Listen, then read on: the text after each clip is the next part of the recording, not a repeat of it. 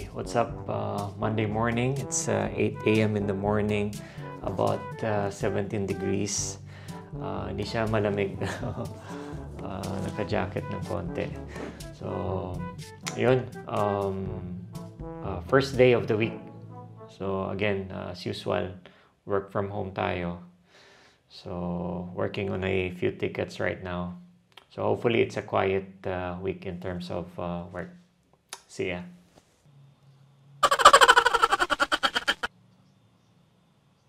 Yun guys, so it's Monday afternoon. Tapos na yung work natin. It's only about 5 p.m. And yun. Get a room! So, and guys, so sa Monday afternoon, wala pang 5 p.m. Tapos na yung work natin. So, dito ulit tayo sa usual suspect.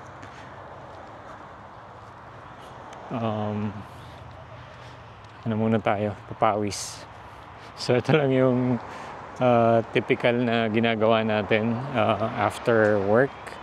So, I end up my work around 3 p.m. So, I make it a point na mag-walking man lang at least 45 minutes a day para exercise man lang. So, share ko rin lang. So, actually,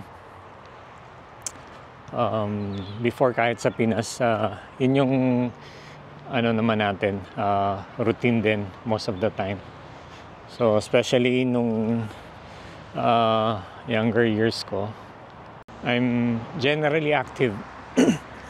Mostly either basketball and around mga 2010, between 2010 to 2012, marathon. So dati kasi around that time, common yung mga fun run, yung mga organized ni Rio de la Cruz. Around 2010, 2012. I think even ngayon, common pa rin naman. So, frequent tayong sumali niyan sa mga fun run. Normally, half marathon lang naman. Either 21 kilometers or 10 kilometers yung common na sinasalihan natin. And yun, I'm very active before.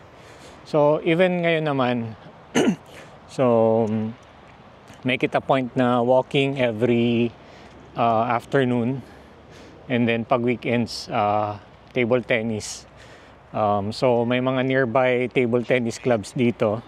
So before kasi mahilig talaga tayo mag table tennis. So around at least 2 hours table tennis during Saturday night. Yan yung common na pastime natin dito. Yan. So kung anyone yung mahilig mag-table tennis na nandito sa Perth, yung message na lang ako. Laro tayo minsan. Yan. Karamihan naman sa mga Australians, hindi yung mga local dito, at least sa dito sa Western Australia, mahilig sila sa mga outdoor activities. And normally, they spend time dito sa parks and sa beach. Yan, normally, yan, yung mga areas na yan, para may mga pwedeng mag-barbecue dyan. May covered na upuan and then parang barbecue equipment. So, lilinisin mo na lang normally, clean as you go, and then pwede kang mag-barbecue on your own. So, yan yung common na routine dito ng mga Australians, at least especially during weekends. Yan sila walking, running. Gusto ko yung place dito sa Robinsons Park. So walking distance to from my place. Maganda siya kasi parang extension mo na tong park dito eh. So, yun, malawak yung parking.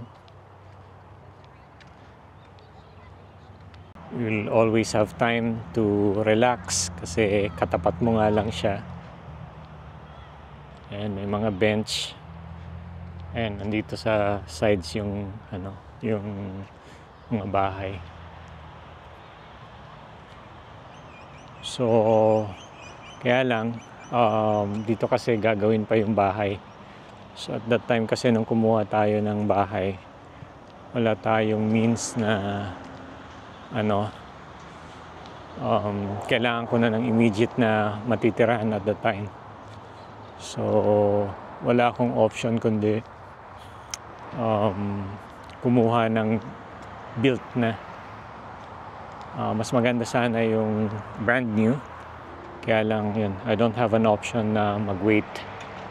Anyway, wala namang regrets kasi malapit siya sa station, sa calls, sa lahat walking distance lang. And best of all, mura ko nakuha yung yung value for money yung place na nakuha natin. So gamit na pala natin yung ND filter sa lens. Ayan, so kaya yung sky, ayan, blue na blue. Ganda gamitin yung ND filter. So it's almost 30 minutes of walking. I'll spend a few minutes more. And yun. So that's it muna guys. See you in the next one.